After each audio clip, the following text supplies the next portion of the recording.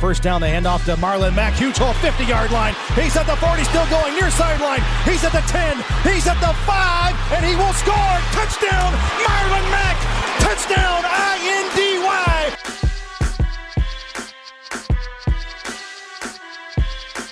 And again, it's picked up. It's Darius Leonard. Leonard with his second INT, and he's streaking down the near sideline. He's at the 40. He's at the 30. He's at the 20. He's going to go. A pick six for the Maniac. Horseshoe is back, baby.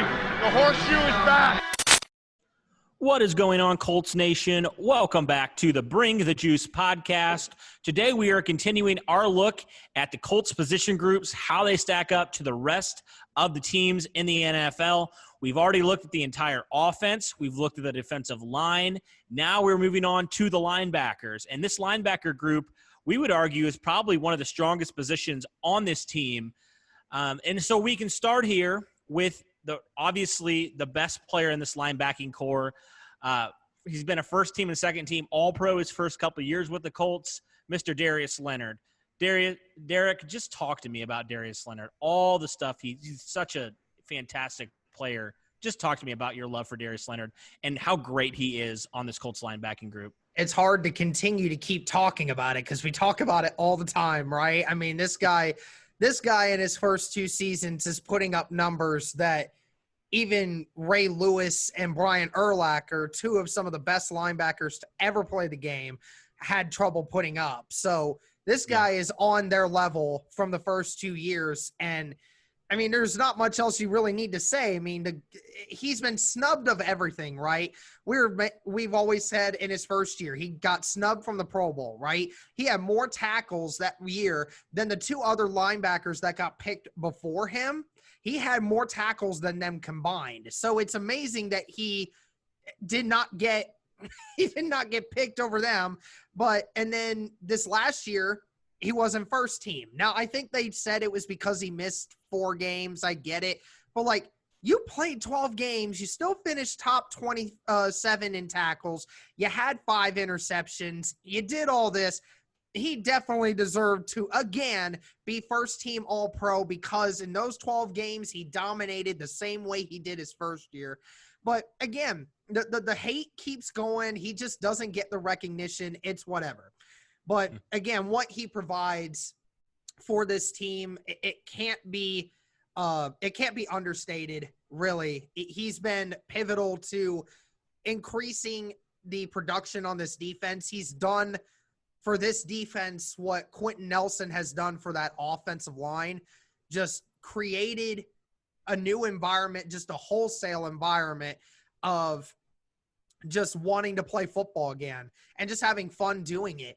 It's kind of ironic. I haven't heard much about Darius Leonard in practices and training camp.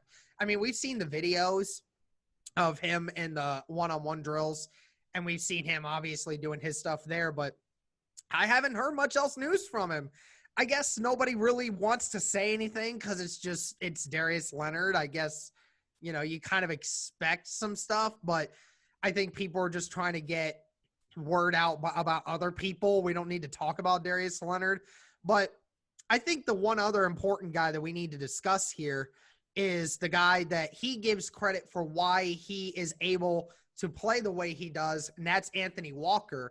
Anthony Walker, the middle linebacker of this group, the guy that organizes the defenses, makes sure that plays are set in place. Darius Leonard has said multiple times that the way Anthony Walker is able to lead this defense helps everyone, including myself, and making sure we get to play the way we do. Anthony Walker is a great run-stopping linebacker. That's been his forte. It's great to know he's going to be in the middle this year, helping that run defense. We think that the addition of a DeForest Buckner and what Grover Stewart and those other guys are going to be able to do in the middle, Anthony Walker might thrive this year in that aspect. I mean, Cody, I know everyone's kind of been talking about is Anthony Walker and the long-term plans with the Colts, but just for right now, what's your take on Anthony Walker for this year? Yeah, he's such a key piece to that defense. He's the leader of that linebacker position. You mentioned it. Darius Leonard has been on record many times saying Anthony Walker is the big reason why I am able to do what I do, like you mentioned. And, he may not be the most athletic guy in the world. I mean, he was a 5th-round pick. I mean, he has limitations as a player. But overall, man, just what he brings in terms of knowledge and also just leadership in that linebacker room. And he also led the Colts in tackles last year. He's not the turnover machine, obviously, that Darius Leonard is, or the physical freak that Darius Leonard is. But he's a solid linebacker, and he just helps Darius Leonard be the player that he can be. I just think he needs to be back next year. He has to. Darius Leonard has been very vocal. He wants him back. If your best player on defense is saying, I want this guy back, you better bring him back.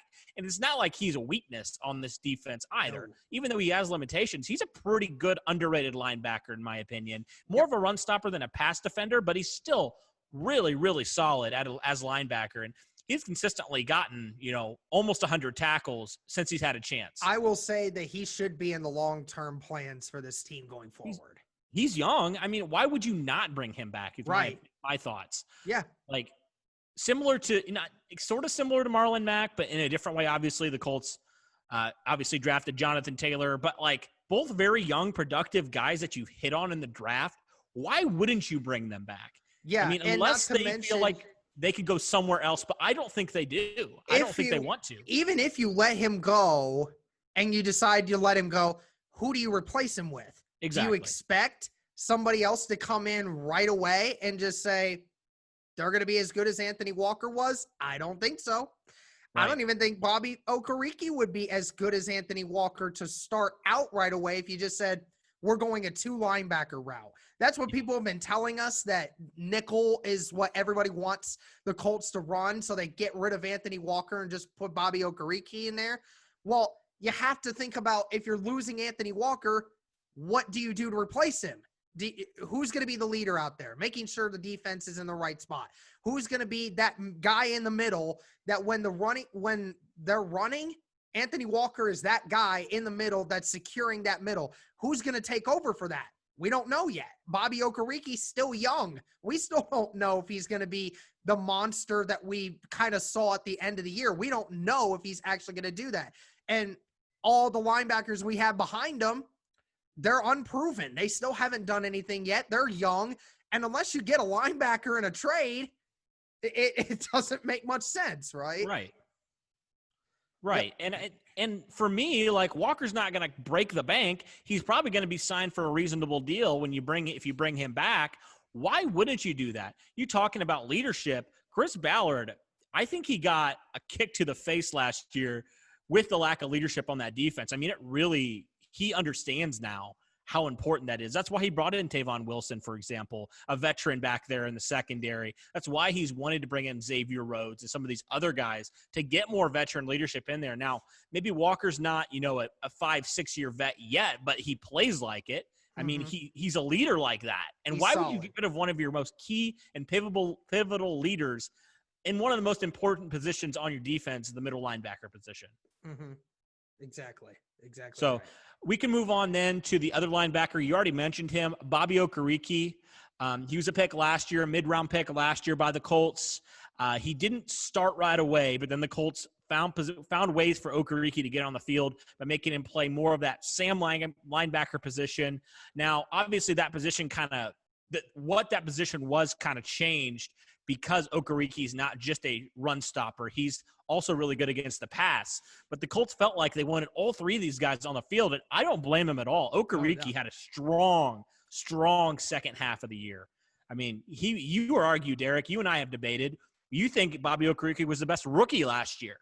Yeah, absolutely. And, just adding him to this young linebacker core, it just gives you the indication this might be if these three all start together, could be the best linebacker core in all of football. We talk tremendously about the Colts having the best offensive line in football when they're healthy. Well, these guys can do that too. These guys are right there. I mean, as it stands right now, there are not 5 linebacker groups starting those top 3 that are better than the Indianapolis Colts right now. There just isn't, because Darius Leonard's one of the best ones in all of football. Anthony Walker is one of the best middle linebackers in football. I'd argue top 10 He'd probably be in that 9 to top from that 9 to 12 range, somewhere in there. But I don't even know if I could name 10 middle linebackers better than him. And Bobby Okereke, again, he went off at the end of the year, man. He just looked like he got really comfortable back there in that secondary. He would come up and make plays in the backfield. He felt like he just knew where to be in space. It's kind of a lot like Darius Leonard, just kind of knew where to be in space, how to work zone, how to get the quarterback to think you're going one way but going another. And he obviously had a few turnovers towards the end. He got really good at tackling in space. Again, that's exactly what you wanted to see from your rookie linebacker. And he's a smart kid. He went to Stanford. I mean, good Lord, you have to be smart if you're going to Stanford. So, I mean, this guy's really smart. He's athletic. Like you said, him and Darius Leonard kind of get mentioned a lot because Bobby Okereke's long. He's athletic, a lot like Darius Leonard is. I like the potential I see in this kid. I think it's great that he got a lot of time in the second half of the season to help shore up this defense. You and I have continuously had the argument of Kahari Willis and Bobby Okereke, who were the best guys. I mean, both of those guys for PFF said in the second half of the season, both of those guys were number one at amongst all rookies at their positions. So good to see. They're ahead of the curve already. So it's just a matter of if Okereke keeps taking it in. If he does, and we've seen some of the stuff in training camp, his ball skills have continued to be pretty good. I'm excited, man. I'm excited for him. I am so excited for him. This linebacker group, man, like you mentioned, they are just so talented, and they offer so many different skill sets. I mean, fantastic linebacker group. We'll talk about where we rank them in a little bit. We'll talk about some of these key reserves before we do that. Zaire Franklin is a name that has been brought up most recently in Colts training camp. He seems like he's having a good camp. He's played primarily special teams. He was a 7th-round pick, I believe, in 2018. So he's, primarily just been a special teams type of guy, but it seems like something's starting to click a little bit potentially for him. What are your thoughts on Zaire Franklin? Well, it definitely is good to hear that he's doing really well in training camp. We're going to talk about that in our live stream at some point today. I really don't know at this point because, I haven't seen a lot of Zaire Franklin. Obviously, they keep him around for special teams. That's where he keeps his spot on this roster. I don't know what else to really think right now. Like I said before, we haven't seen a ton of him.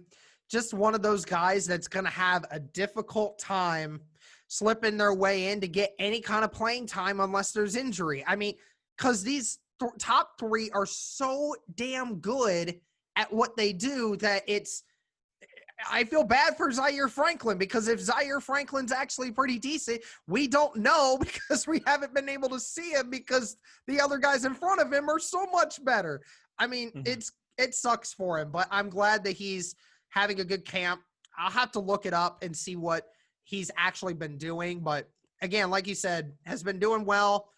Hopefully he continues to stay committed to trying to get some playing time because, at some point we could have another one of those Darius Leonard's out for a few games, or Anthony Walker could be out for a game or two, and Zaire Franklin may have to come in there and step up. I'm feeling confident. I think that Zaire Franklin's been in the system long enough that I think he'd understand. I think it might take him a while to catch up, but I'd feel a little confident that he'd be able to go in there and make some plays. Yeah. I mean, that's what you need right now. You need just more depth at that linebacker position. The top three, top-notch linebackers, but you need some depth. You need some guys because inevitably there will probably be an injury at some point. You're going to need a guy to step in for a game or two and really help you out there. We can also talk about another linebacker. You mentioned, Darius Leonard, obviously, and Bobby Okereke. Both are physical freaks. Well, this guy is another physical freak. Drafted by Chris Ballard in the 5th round, Mr. EJ Speed. Let's talk about EJ Speed. I mean, my goodness. You look at this guy. He is long. He is tall. He is athletic. He's really raw out of Tarleton State, but still, he's got a lot of those attributes that kind of the Chris Ballard mold at linebacker, honestly. What are your thoughts on EJ Speed? I'm going to have to look up just how big this guy is, but I want to just kind of see where he stands on this. So EJ Speed is 6'4". Okay, that is tall. And that's a little taller than what you would normally expect for a linebacker. I think he was around 235, 240 last season. I've seen some of the workouts he's been doing with in his spare time and keeping in shape. I mean, we want to say Darius Leonard and Bobby Okereke are athletic freaks. This guy's on a whole nother athletic freak nature. I mean, this guy is as physically gifted as you could possibly get at the linebacker position. Very few guys top this guy. But, again, it's one of those things where he didn't play a lot of linebacker in school. He an athletic guy that didn't really go into a college where, he was going to get trained very well. And then he goes into a position he knew nothing about and didn't know how to play. But because he was so athletically gifted, he was able to do that. And that's why Chris Ballard and Frank Reich went with him so late in the 2018 draft, because you just know that if you can fine tune this guy and you train him over a couple years to learn the position. I mean, I know it's preseason and we can't take anything into consideration mostly when it comes to that.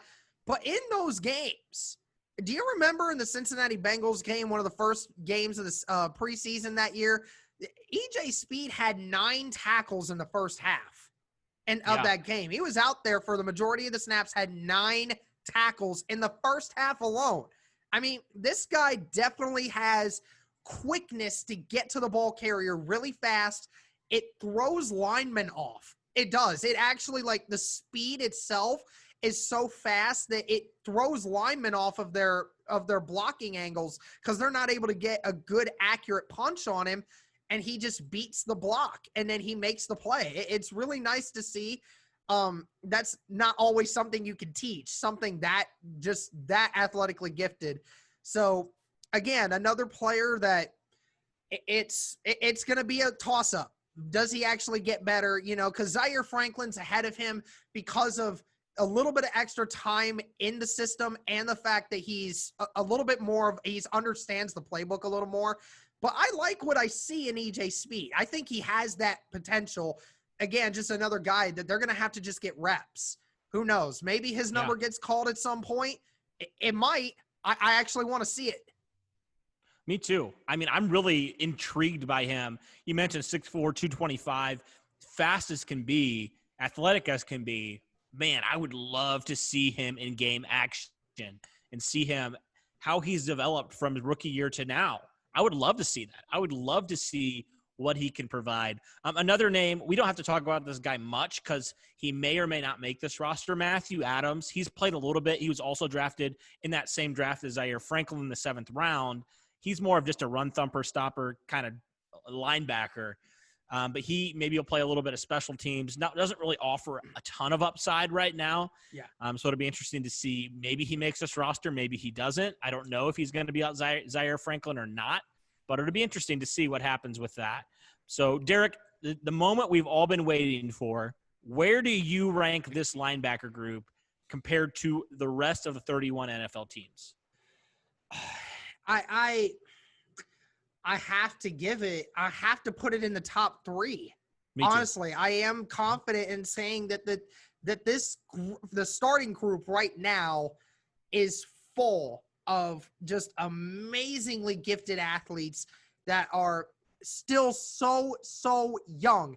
The most experienced guy in that linebacker group was drafted in 2017.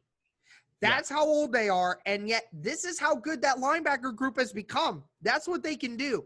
So I'm comfortable with saying they're in the top 3. Are they the best one? I don't know. But I can confidently say that they're in the top 3. Even with the guys that are behind them, they're young, but they're athletic. They're extremely gifted football players, and I'm comfortable with where we're at this linebacker group right now.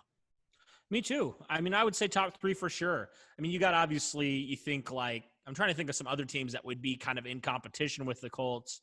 I don't know if the 49ers would potentially be one that you think maybe potentially. You could potentially say the Cowboys. You got Jalen Smith, Leighton Vander Esch. I mean, those are some guys that definitely you could do that for sure. Yeah, and there's some other names too, but I mean, the Titans even are one name that I know we've talked about when we've been talking with Titans fans this offseason.